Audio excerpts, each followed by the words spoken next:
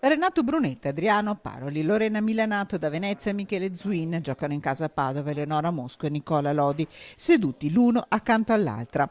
L'occasione, la narrazione della 2 giorni convocata a Mestre per il 13-14 ottobre, Stati Generali del Veneto di Forza Italia, al centro il referendum del 22 ottobre. Che è il referendum di Forza Italia, noi vogliamo più autonomia, più risorse da dare ai governi locali che le sanno utilizzare meglio dello Stato. Noi diciamo addirittura che non si devono fermare questi referendum al Lombardo-Veneto, ma si devono estendere a tutta Italia e tra l'altro a geometria variabile, consentendo alle singole regioni di fare altrettanti referendum sulla base delle loro esigenze. Alle 10 di sabato 14 previsto anche l'intervento di Silvio Berlusconi, un modello di consultazione popolare da esportare in tutte le regioni il referendum, da calibrare a seconda delle esigenze.